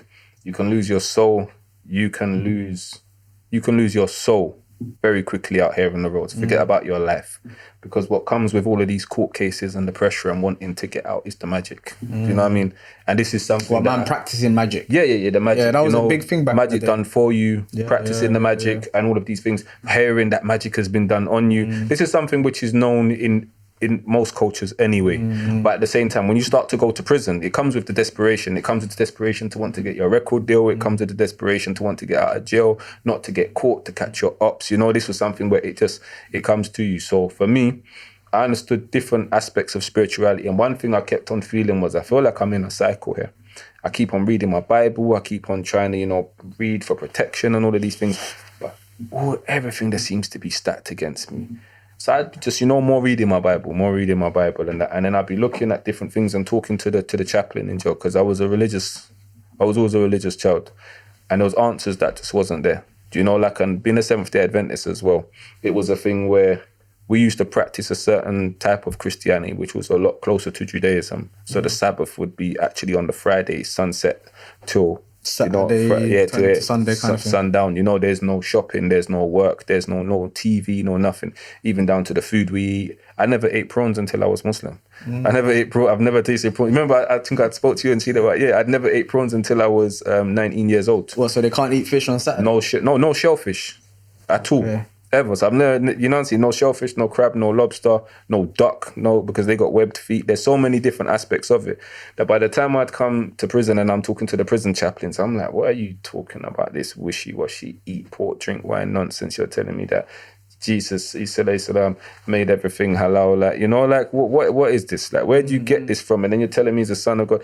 And my uncle always used to say to me that, it's a lie. He didn't used to call him Jesus, or he used to call him Jesus, like the Rastafarianism say. And he always used to say, look, lies in the Bible, but he's still reading it. So I'm there trying to figure it all out, reading through a lot of things at this time. And it was just one of my little friends that was with me at the time. He gave me a book. On the roads? When I'd gone back inside, he'd given me a book and he said to me, look, this is a book that someone had given me to read. I don't really want to read it, basically. So I took it, and it was Stories of the Prophets. The Stories of the Prophets. And for me, growing up, I used to have this quarterly, so it's like the children's magazine for when you're at church. It comes out every quarter, so it's called the Quarterly, and you go through it in stages. So I just read through the whole thing. And it was always basically like Stories of the Prophets. So Musa alayhi salam, Dawud alayhi salam. So for us, this is what we grew up on watching. So reading it here, I was like, they're still here. So the Muslim version. Yeah. And it was so much in line. Yeah, it was so much more in line though, because it wasn't the Hollywood Warner Brothers version of it, with Charlton Heston and Yud Brenner and these things. Like it was real. So I've gone to the library, took all the books that I can about Islam from there, and then I actually just started reading through and that, and it was literally like everything that it said about creation, about Allah. I was like, this is what I told people Christianity was. Because when I took it back to my gran and took it back to other people, they said Christianity is not that. Jesus, sort of stuff. Well, they said like he is begotten. I said stuff like, I said, no, they don't make no sense. So I'm saying to you, but in what I was reading, it was all on point with what I'd already had inside. So it wasn't no choice of what should I do, nothing like that. One thing I did say was, I saw the hype going on. I had the arrogance in me and these things. There were certain people. When you say the hype, you mean there was a time that a lot of people was coming in? Yeah. Especially from Croydon. Why I say that, and why I say from Croydon, for me, because being in Croydon, Fortneve, South Norwood, being from there, I'd seen a lot of people from my locality become Muslim because it was their ticket to Brixton. Do you know what I mean? It got them there because it was like he becomes Muslim, I can't see him no more. Like he's acting like there's no masjids down here in Croydon. Like he's only at the Brixton. Yeah, and now he's at the masjid in Brixton. He's not even at the masjid no more. Now he's branched out onto the road. You don't even masjid, can't even see him again. Subhanallah. So with that being the case, that was a middleman. Yeah, that was the link. Yeah. So for me, I was like, I don't want these guys to know that I'm Muslim. I just want to cut through and do my thing because it had nothing to do with me interacting with people. So internally you became Muslim, or outwardly you became Muslim and you didn't want people to know? At the time I believed it was both, because I'd started going to Muslim service in jail and I just had these two... Took the Shahada? That's what I didn't do. So I had two Afghan cellmates and I'd said to them, subhanAllah, I said to them, I haven't taken my Shahada. And they said, you're Muslim. If I say you're Muslim, you're Muslim. And then one of them turned to me. Let me say this. I'm not sure that they're Afghan. I don't want to put that because there's some mashallah, beautiful Afghan brothers out there, but it seemed that they was. But either way, he said to me here, he gave me some tasbihs and he said to me, I don't pray. He said I don't pray. Yeah, he don't pray. He said he don't pray. He said, I just do this. And that's it. So I was like, all right, that ain't what I believe it is, because I've been reading in this book. So I'm already aware that people are going to have their own versions of what they want it to be. So alhamdulillah, by the time I got out anyway, it didn't sit right. I went to the Croydon Masjid and I said, I'm taking my Shahada today. I went down there And there was a brother just standing at the door, and I said, I need to take my shahada. He's telling me, yeah, come back. I said, no, I ain't got no time for that. Like, so basically he had to stand there and he didn't call someone else. Yeah. I just made my declaration, just went home about my business. You know, I was just like, I needed to get that out of the way. So that you knew you had to do that. Yeah. I felt that I needed to do that. A lot of people were saying, nah, man, you've been praying, you've been this and that. No, I've been praying and everything. I said, look, I just want that sealed and done anyway, alhamdulillah. So so that was that. Funny thing, I often mention this story. It's basically Ismaeel Poser. When I said there was two brothers, one was Mikael and one was Ismaeel. We met Mikael? Mikael, rahimullah, passed away. I don't think you ever met him. No. Mikael was from Brixton. They used to call him Reds. Is that correct? Yeah. So his road name was Reds from Brixton, taking Shahada. You know Mikael? I don't know if I met him. I know, did he pass away several years back though? Yeah. How old are you? 34. I think he was inside when Mikael passed away. Yeah, because I met you when you just came home. By the time we met up, it was just after. I used to have your little crew all the time. They used to, it's like he's home, you know? They always used to be together. Let's not talk about the past. At the masjid, not outside. Yeah, so they had problems. So like, every time they meet, Mikael Ismail would tell me, look, every time we would meet on road, it was a problem. Even if they're kind of like, he's going somewhere, you happen to meet, it's going to be a problem. Either them two or their boys. Yeah. And then subhanAllah, they didn't know each other's taking a shahada. The next time they're meeting is here in Lucia Masjid. And it's, You're Muslim. Poser, Reds, Ismaeel, Mikael. He hugged. That was it. From them, that day, these two are the best friends. Sometimes the worst of enemies become the best of friends. But that was the concept, like I was telling you before. I said, look, the understanding of wala, of loyalty and brotherhood and unity, that generation had it. So you become Muslim, past is gone. We're brothers now for the sake of Allah. And that youngsters need to kind of like understand. So how was the relation before with Mikael?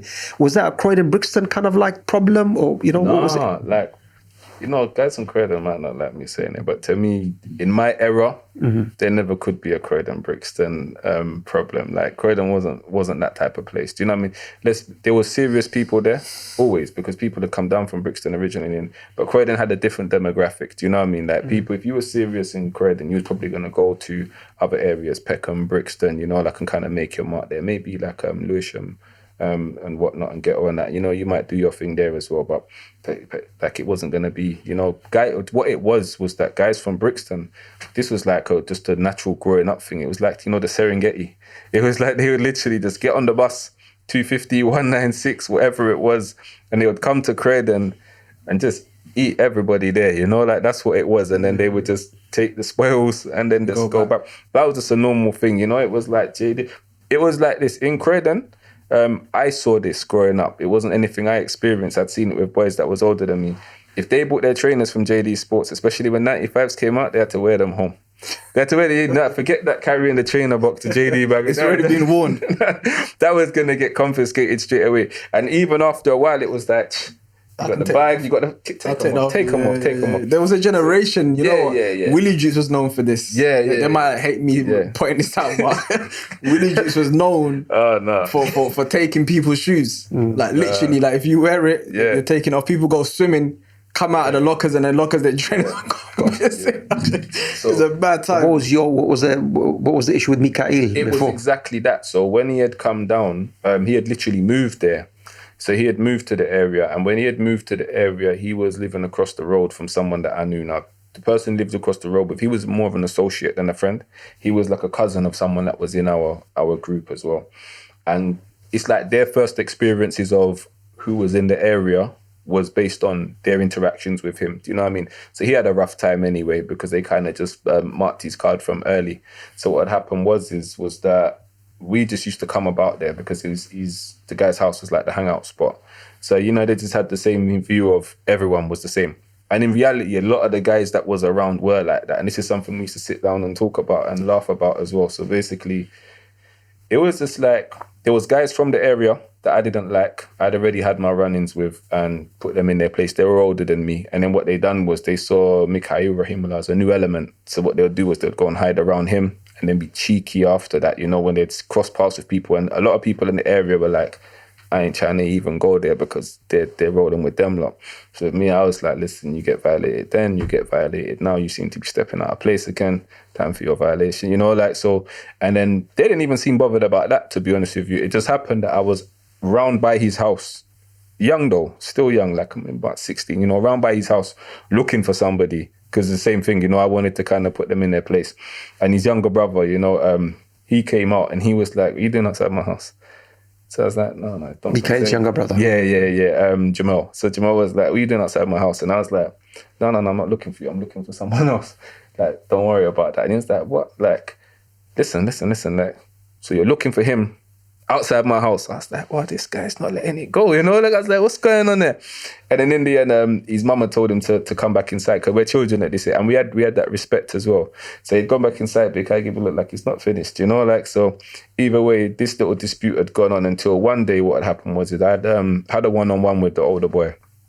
Then he chased me with a weapon. I was really upset about that. You know, I'd gone, picked up a brick, come back, but then he was gone. But in my heart, I was like, bro, like, you made me cut out, you know, like, forget the fact that I just won. This is like a 15-minute fight, you know, it felt like hours, but forget that. You made me run, you know, like, my name's on the line. So I was coming back for him. And then basically everyone came out of the house and chased me to my car, got in it, got out of there. Then we had come back, just turned into a big mess. And in the midst of it, what had happened was that obviously we both felt, he felt disrespected. I felt disrespected. And it just carried, you know, city pride had carried on from then.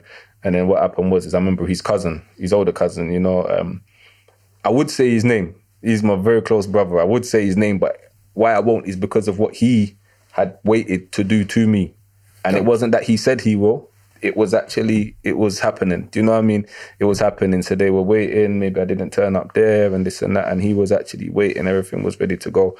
And it had got like that. And for me, it was like, it's the same thing. Do you know what I mean? Because I'm already been running my course on the other side. You know, we've been running parallel, very similar lives, innit? So, and then, like you said, fast forward to us seeing each other as Muslims. Yes, some of my guys got beat up. One of them decided, Mikhail called me out, said, it's the guy running up his mouth to my brother. And I said to his brother at the time, if I end up fighting you, your brother's going to come. And by then, basically, like, this is going to be long. Like, I'll wait until I see your brother. So he had heard that. It's funny because, like I said, we always had a mutual respect, but pride got in the way. Because when we sat down in our cell, when we got locked up, we used to sit down and laugh about these things. And he said, right, that's something I would have said. You know, like where you said, go call your older brother instead. He was like, I had to come, but that's something I would have said. I would have been like, and then on top of that, when his mama told us to behave ourselves outside the house, I could hear people talking to each other and swearing and shouting, just talking to each other. And then I had to go back and say, bro, like, watch your mouth, man, you know, like, quieten yourself down, man, like, there's big people over there, you know, like, I can see the big people are coming out now. We need to get out of here. And on top of that, what you saying? I didn't even know she had seen that. And she'd seen my older brother at the shop. And she had said to him, you know, one thing about your brother is he's got respect. You know, he's got manners. She said that, yeah. She said that, yeah, to my older brother, alhamdulillah. She said, but this nonsense needs to stop. And it was, the reality is, even though we was down to really get it cracking whenever we saw each other, it was only basically the momentum, pride, and just instincts what was making us do it. Because, like I said, we already had that underlying respect for each other. Wasn't going to make any difference though. If we actually was able to get it on, that's what was going to happen regardless. Do you know what I mean? But at the same time, we already had that, and it was like the Islam allowed us to throw it to the side. Do you know what I mean? There was no more room for the shaitan. And like I said to a brother before as well, one thing about Mikhail was, Rahimullah, is that there was other brothers, you know, that had squashed beef because of they had become Muslim and stuff. There were also underlying reasons as well. Like, we need to link up, you know, that's my people, that's your people, there's some money involved, there's some this involved, we can make the team stronger. There was none of that. There was nothing to benefit with me and Mikhail other than sake of Allah. Sake of Allah, subhanahu wa ta'ala. That's what it was. There was literally, this was my best friend. Do you know what I mean? So it wasn't just that we squashed the beef and that was it. It's literally my best friend, and it was literally because of that mutual desire to get as close to Allah as possible to the, like, it was like I was locked up again. The last time I saw Mikhail was that I got stopped over. I think it was Bellingham. I got pulled over. I had my children in the car. I was already had a warrant because I needed to go back and serve the rest of my 6. And I remember called him. He came straight down there and took the children. They ended up at my mum's house for a few months after that. Mika used to take them out. He used to take them here. My son even remembers, he bought me a water pistol. That was something which was so normal. He used to tell his little cousins who were like his little brothers, he used to say to them, listen, if I'm ever not around for any reason, Ismaeel, go to Ismaeel. That was something that we just knew between us, and it was because of that mutual, do you know what I mean? I remember I was telling you the other day, so summertime, we were closing the masjid. I was closing the masjid. Everybody had gone. So he was at the masjid. I said, look, I'll drop you. Mikael, rahimullah. So I said, I'll drop you. At that time, we were staying in Peckham. So we came outside Masjid Club, but we were talking near my car. Then I see a white lady across the street. This Mount Pleasant Road, yeah? She's got a handbag, and there's a black guy, tall black guy. I'd say 6'5", 6'6", very tall. Mikael wasn't tall, by the way. So he's following her. You can see she's speeding up the walk.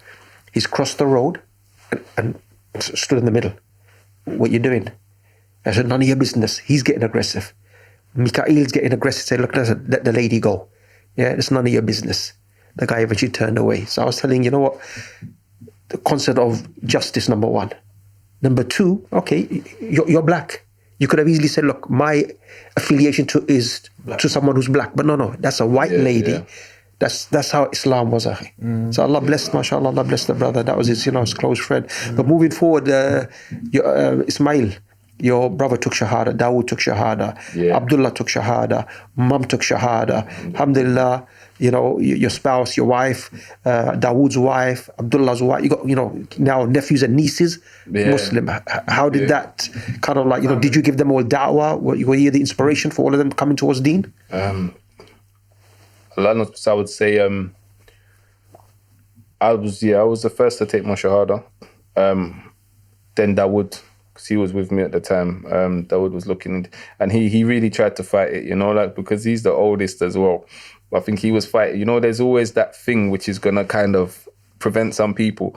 With him, it was that when I took my Shahada, my mum was like, "What is this? What are you talking about? Like, what is this?" I was like, "Oh, don't man. You ain't been church, why does it even bother you so much that?" But either way, she was like, "What is this?" So for him, it was like, "Yeah, what is this?" I was like, "Nah, you need to," so that was his thing. And then when I actually, alhamdulillah, I opened up the debate though. So when I used to start to debate with him and whatnot, it was like, he's like, okay. Well, so what he went and done was, because we're talking about all of the changes that the Bible's been through and these things, he'd go to the library. I don't know where he went because there wasn't much internet back then. He went and got some of the oldest books he could find, like the Ark of the Covenant. He's like, I'm going to bring it right back then. And I was just like, it don't matter how far back you go, it's not going to be that. Do you know what I mean? So either way, he took his Shahada, alhamdulillah. He didn't take his Shahada with me. When we had gone away, he was around some brothers his own age, who he kind of, I'd known them, but at the same time, I could see he felt more comfortable asking them questions because I'm still, the little brother. So he felt more comfortable asking them questions and And then they come to me one day and said, "Yeah, your brothers took his Shahada." So I said, I could see it coming, alhamdulillah. And then he took his Shahada. Then Abdullah, little Josh, he was out here still. And with him, he took his Shahada. I think he came over here. He took his Shahada when he was here. He was talking about, he was like 11 those times. And young. Yeah, he took his Shahada. But then I'd gone back away again. And then as I was away, and I think this is the time Dawood came away with me again as well. So when we was gone, because we've been away together twice. So when we had gone away again, what happened was my mum was saying, "What is all of this?" Like he's talking about, he wants to go to Muslim prayers, he wants to do this, he wants to do that. I don't know if he's doing it because he means it or he just wants to follow his friends. And I don't know whether I had said it or Dawood had said it, but she decided she was going to start reading into it to find out what was going on with him. Because as he was fasting, she was waking up in the morning for his suhoor to make him his food and these things. So alhamdulillah, these things was bringing her closer as well, as she's supporting him. And then once she started looking into it, she became closer and closer. And then she was still kind of had that uncertainty, to actually make that step. And alhamdulillah, there was a brother who I was away with at the time. His mum was the same generation as my mum, and she was Muslim. Revert Caribbean as well. And I said, brother, please, put them in touch with each other. And from there, alhamdulillah, she took her shahada. And inshallah. So that's a reward for you, akhi, being a catalyst. Family members coming towards deen. Now nephew and nieces, there's the next generation. After them, another generation, alhamdulillah. One funny story, is one day he's come with Mikael, give me a bag of cash. It's for the masjid, Imam. Are you okay with it though? Are you okay with it? Yeah. I said, well, for the masjid, charity. Yeah. But are you okay with it? Yeah, I'm all right with it. So anyway, put it in the masjid. Later on, I'm giving some, it was a time when there was a kind of like a understanding you can rob. Okay. Yeah. So I'm kind of like, giving like talks. This is haram. You can't be doing this. Robbing is haram. And, so they've come back, him and Mikael. Hey, man, wait a minute, that money we gave you that time? That was robbery money. You want to kind of like speak about that? Oh, yeah. That's the day when they used to say bank robbery was like Robin Hood. That's it, man. Everything. If you was doing something illegal, especially immoral, if you was doing something immoral, it was curtains to you. So if you was drug dealers, people's traffickers, like all these things, it's like, but there was taking your money was halal. Yeah, there was a hikmah to it, because our thing was, don't want to upset all of the man them that are out here hustling. We want them to come to Islam. So there was other brothers that had a different view on that. With Mikael, because he was such a loved person to many people, he would be giving so many people dawah, and in the process of it, it's like there's no need to disturb that by going after them for the little minor money that they have. Do you know what I mean? Because even if it's a lot, it's still a little. Do you know what I mean? So our thing is that there was a people who was more worthwhile of our time. So we saw them as oppressors. So these were the people's traffickers and these things, and they was really getting it in. Do you know what I mean? Licking them down basically, or taking their money. And listen, so, I was never supporting it. For no, I'm going to get to that. You ain't got to do the disclaimer. So what happened was this: Imam Shakil was here. Imam Shakil organised the whole thing. I know some people traffickers. Remember, this guy was a snitch, yeah? I remember what you said earlier. He turned around and he was talking to brothers, and he used to say, he said, look, things are going on, people are going around, and telling other brothers is that this can happen, that can happen. Do not do these things. Saying that it's okay to do this, it's okay to do that. Think about the fitna it's going to cause your family if you go away. Think about, the problems it's going to cause yourself. These ain't environments that you want to be in. This is shameful for a Muslim to be in these places. He was building his defense case, bro. He's like, I'm against all of this. He said benefit the ummah in other ways, like go and get a trade and these things. So better listen. And then there was a smaller gathering. Jazakallah khair, there was a smaller gathering, and then brothers turned around and then they were like, Imam Shakil, what about this? What about? He said, no. So I was there listening. I was just like, okay. Then when we'd gotten arrested and whatnot, we'd heard back from our families. They said, Imam Shakil was so upset, he said he can't believe it. He said, no, not Ismaeel and Mikael and Dawood. He said, like, no way. Like, they knew. I told them that they were there when I said not to do this. And then when I'd seen Imam Shakil like years later, I was like, yeah, but I thought you was talking to them, man, because they're not going to carry the thing properly. And on top of that as well, we don't know everybody who was there, I thought you was saying that for the benefit of them, but between us, we got our own agreement. Like I'm saying it for the benefit of the camera now, That's the real truth. No. So that's what he was saying anyway. And then, hard-headed, innit? Hard-headed. And we wanted to do something. We wanted to be active. We wanted to feel like we was playing. Like I saw on your... the podcast you done with Ghost, where you said, you're men. You want to feel like you want to do something, and everything feels too watered down here. Do you know what I mean? So you want to feel that action. You want to actually take your drive that you have in you and channel it into something. I remember, and we were just like that, because Mikael was always doing his Wing Chun. I was doing my boxing. We used to share a car. We some guys had took my car for some reason, and alhamdulillah, by the time they had to give back a car, it was a better car. And when we got there, we saw the car. We went on the motorway to go up there and get this car. And when we saw it, it was like, whoa. And Mikael turned around and he said to me, I want to buy it off you. And I said, it's kind of like it's our car anyway. I said, look, this isn't going to work. Like, we both decided. We said, look, if you have it, if I have it, I'm going to feel guilty. You ain't got it. If vice versa, we're just going to share it. So that was our car. So basically, we didn't go, it was like you couldn't see us together without each other anyway. Yeah. Now we're just in the same car as well. So it was like to say, he would drop me to boxing and go to Wing Chun, finish at Wing Chun, come back here. But at the same time, we still felt like, what is this all for? We need to put it into something. So that was a outlet for us. And but did you not get that corrupted? Did it not become corrupted? What we was doing? Yeah. No, it got to a point, in a sense, you know. You could say it got somewhat unrealistic, because even when we went up inside of some of the places and whatnot, and these guys, they were oppressors of people. Do you know what I mean? They were taking on people's rights and these things. And even in some of the places, so sometimes it would be drugs, sometimes it was just straight money. Other times it would be that, you know, they was trading women. And when we would get inside of the places sometimes and the women would be there, we would be there trying to free them. We would be saying to them, do you want to, especially when we were freeing the captives, yeah. We was actually saying to them, leave, you can go now. Like, we're in our teens, you know, we're like, you can leave, like, come out of it, go. And one lady, she said, listen, she said, no. She said, my family's abroad. She said, no, like, you know, this and that. And one of them said, I don't know where I am, this and that. And so I said, and then we've gone somewhere else about a week later. And someone's gone upstairs and said, look who it is.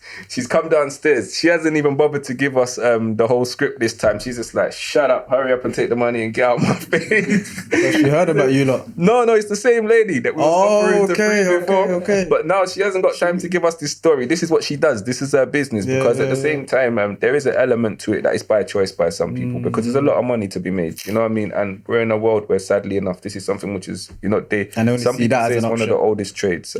Prostitution. Yeah. So, you know, with that being it's probably some element of untruth to it, and truth, you know, it's mixed. But obviously, you know, we can know from way back. So with that being the case, yeah, we didn't get corrupted. Alhamdulillah. That was the benefit of us being together. That's why I say this is, you know what I mean? This is why we was so close, because I couldn't have got corrupted whilst being there with Mikhail.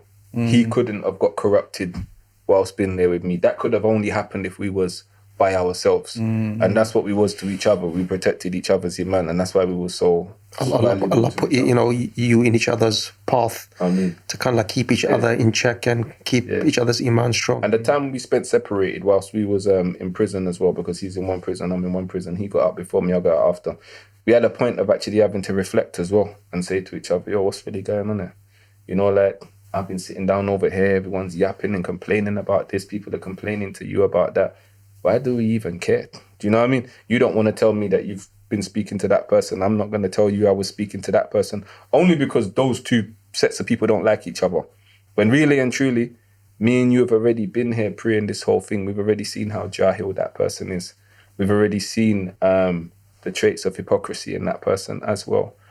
Why do we care? Do you know, if we can't advise them and we're not going to go at them, let's just ignore them. Do you know what I mean? It was like that. And subhanAllah, that was like one of our last conversations. That was like one of our last communications, subhanAllah. And it's passed before I even got out. So my one, I know you've done a lot of extensive youth work. Yeah. In South Norwood, you started up your own, kind of like yourself in the estate for youngsters. Now, alhamdulillah, are you working for a local council? Are you doing youth work for? Yeah, no. You want to speak about why youth work is a passion, and what's your plans with that, inshallah? Inshallah. So, yeah, it done in Norwood. I'd started an organisation which was Walking with Giants. What had happened with that was that one of the young boys in the area had gotten killed. And it was one of those things where, you know, it's like, sadly enough, you get desensitized to those type of things. But this one obviously resonated more because I was with him about 10 minutes before, 20 minutes before he died. And I was looking at him. I knew that he had boys after him. And I was looking at him and he had on like these really tight pants and whatnot.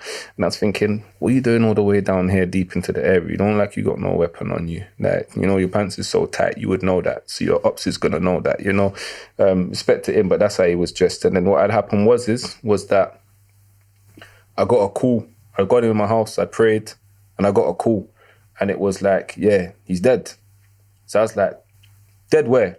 When they told me where he was dead, I said, nah, he couldn't have got there so soon. So it must be that one of his friends have been killed. It's a mistaken identity. And it was like, no, he's dead. I said, look, I just got off the tram with him. He couldn't even walk there that fast. So I said, I'm going to walk up there. So my son had heard and said, what happened to him? What happened to him? Because you know him. I said, all right, I'm going to walk up there. If it had happened there, there'll be ambulances. I went there. And subhanAllah, he was laid out in the street. You know, someone had tried to put a sheet over him to respect for him and that. And he was already there, dead in the street.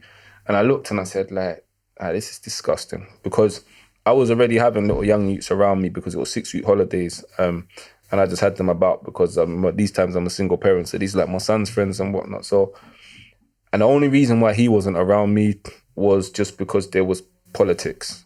So from that, I said, you know what, that ain't going to happen again, because I was starting to realize other little disagreements I've been resolving, they could have come to this as well. I just didn't really see how important what I was doing was until it got to this. Of course. So there was a abandoned building there.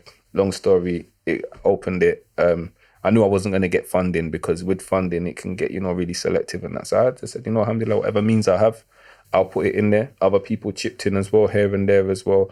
But I consistently kept on putting into it and that, and then we kept it going. Ran it for like 2 years, motorbikes, youth centre, drop in. Youths had problems, I'll go there, resolve it as well. And we just kept that going. And then obviously I think a position came up in Lambeth doing youth work, and they'd actually got to know of what I had done previously, and I'd actually seen it and said, this is an element that, the area actually could benefit from. And I guess they took a chance, because my previous is extensive, and they actually turned around and said, it's been a long time since you've actually done any crime. Yeah, been involved in any serious crimes. So then, alhamdulillah, I've been there now for about 3 years. MashaAllah. I think we've gone way past our usual podcast. I think this is probably one of the longest, but it's been very eventful, and I'm sure there's many other topics we could have gone into, Akhi. And the reason why it's gone on so long is because it's so, interesting, and there's many positive angles to come out of the conversation, inshallah, for those watching. So jazakumullah khair for that. Just a final, usually we give, what's the final advice? Obviously, you've accumulated so many experiences, you've been through so much in life. And you're working with youth now anyway, so what kind of advice would you have for those coming up today? For young, anyone can benefit from it, really. I would say in regards to parents, most of the worst of issues that you see with, the most trying issues you see with your children, believe me, 99% of the time, they'll grow out of it with age. Literally, they'll grow out of it with age. Some of it is literally, it sounds like an excuse sometimes when they say it's hormones, it's this and that. I've watched it with my own children. I've watched it with many children now. They literally grow out of it. Like the child I saw 2 years ago that was jumping all over the place, disrespectful, hyperactive. Age alone, maturing alone, just in age alone, has actually brought that so far down the scale. Do you know what I mean? So it's like, so don't be surprised.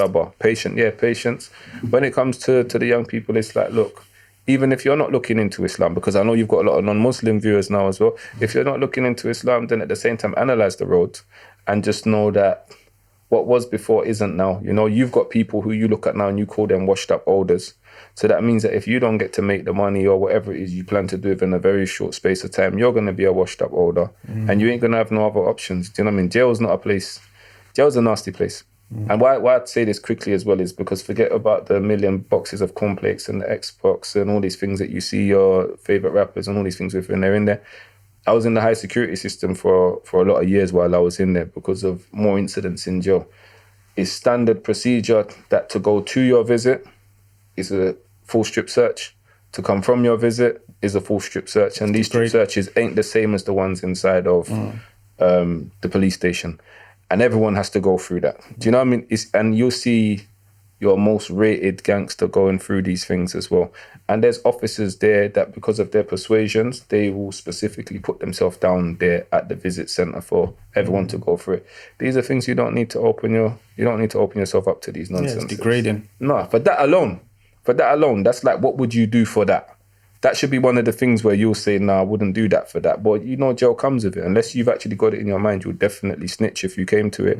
Then you got to do some time.